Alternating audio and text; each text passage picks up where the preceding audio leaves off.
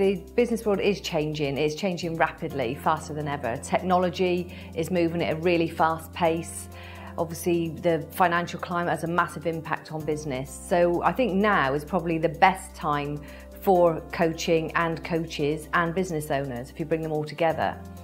And the reason for that is if you've got something that's changing rapidly as a business owner, you can get very bogged down into the day-to-day stuff and not actually rise above the business to plan for the future or even see some of the obstacles that could be ahead.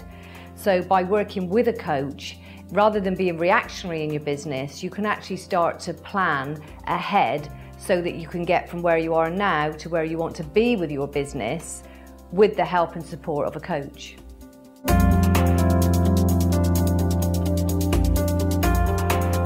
When they first meet someone, obviously they need to do a certain amount of fact-finding and find out, why that person might be considering hiring a coach. Have they tried coaching before? What have they already done? So, a coach isn't going to go straight in and start planning or working towards the future. You need to do some kind of fact-finding to find out where that person is and what result they would want from coaching and how it would be measured.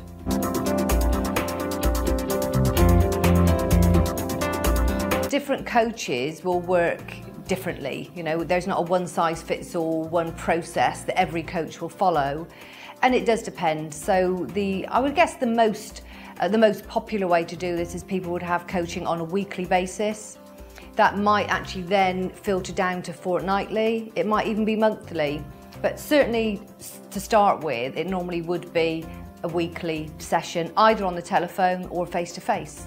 Because coaching can be equally as impactful on the telephone and obviously very convenient very often for a lot of organisations and individuals. So either telephone or face-to-face.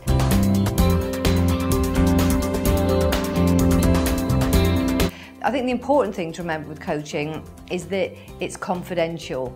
It's a relationship between the coach and the client, and that is completely confidential. So even if that's within an organisation, the coach will be very clear with the manager or the senior manager that's appointed them that their role isn't to go back and feed back all the information that someone's just told them. It has to be confidential for it to work and for there to be trust between the coach and the client.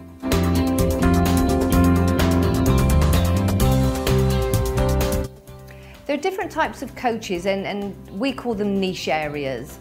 So different coaches are very likely to specialise in a certain area. So it may be that they're a leadership coach or a sales coach, a team coach, and they tend to specialise in that area. Now, for the coach, obviously that means that they're very able to market themselves. And if somebody's looking for a coach, they're more likely to want somebody that's specialised in something rather than have somebody that's a general coach. So it works both ways. For the coach, they're very clear about who they are, who their target market is, and how their website needs to look. But also, when people are looking for a coach, they generally will seek out a specialist, not a generalist.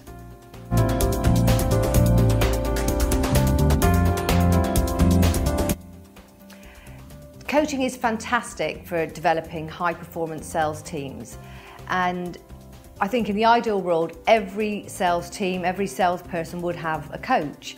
And the reason for that is that sales is all in the mind. It's a mindset. It's not about having a script. It's not about the number of times you pick up the telephone to make a cold call or get in front of a customer. It's a relationship with another person. It's about building rapport. It's about asking the right questions and also dealing with rejection. So we all know if we've worked or managed sales teams that their confidence levels can go up and down. They can get a contract or a sale and they can feel like the king and they're really confident. They may have a bad run, and if they start getting into the wrong mindset that they're expecting rejection, they expect everybody to say that they have no money, it can be a self-fulfilling prophecy and they can go on a downward spiral. So that's not good for the salesperson because their wages will be affected, they'll get less commission. But for the business owner, you can't afford to have the person that pays your wages and everybody else's wages in the business by generating sales having an off day. I also work with a lot of Olympic athletes, retired athletes that are looking to set up their own business.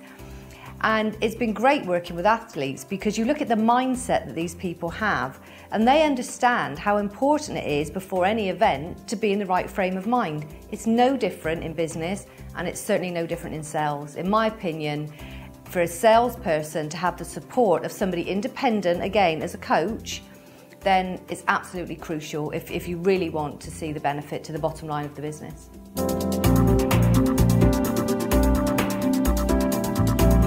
All sales managers, if they have some coaching training, will be better sales managers.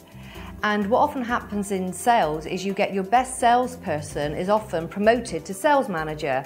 Not because they necessarily have the skills to be a sales manager, but because the company think, well, they've been here a while, they're making some rumblings, we better promote them.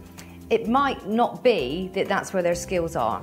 So firstly, I think it would help the sales manager to have a coach to develop their leadership skills, because it's not the same as just managing their own diary and appointments each day.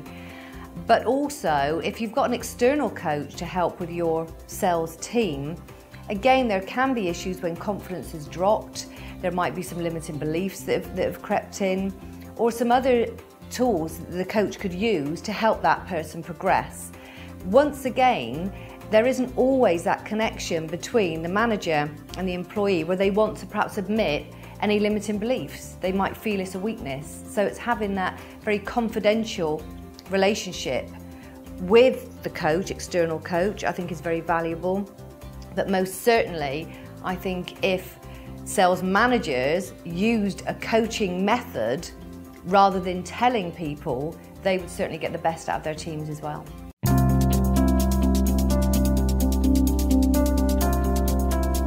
I think the trend at the moment, it used to be that coaches were provided at a high level. So it might be, the CEO or the MDs were having a coach, but perhaps not further down the line. So I think the trend is most certainly looking at all employees in the business, not just senior managers, because I think senior managers have seen the benefit themselves and then thought, okay, well, what if team members were to get the same kind of support? So I think the trend is to have coaching more widespread. The trend is most certainly, and we've seen this in our business, where people are asking for their manager to be trained in coaching skills. That is huge at the moment.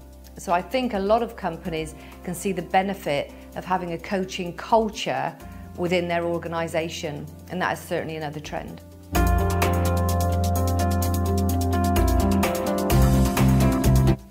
I think business coaching will evolve over the next year, as it has done in the last, even 10 years or so. And if you go way back, it used to be if somebody had a coach brought in, well, what's wrong with me?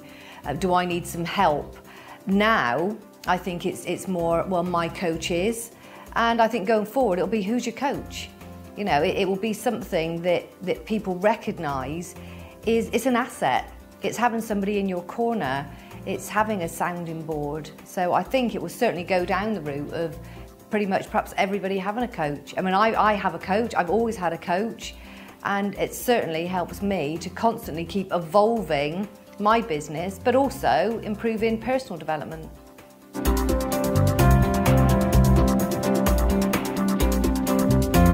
I think to find a coach, you do need to make sure that the coach is qualified. Who have they trained with? Is it a recognised organisation that they've trained with? And also have a look at their website, look at testimonials that they might have. But I think the most important thing when you're hiring a coach is pick up the phone, ask for even a 15-minute telephone consultation, which should be free, because the most important part is the connection that you have. It needs to be someone that you feel that you've got some rapport with, because otherwise it doesn't matter what qualifications or the testimonials, if you don't click, they're probably not the right coach for you. So you need to think, what do you want from a coach? Have your own criteria. Do you want somebody to challenge you? And very often in organisations, and you might have the CEO, they might have a lot of yes people around them.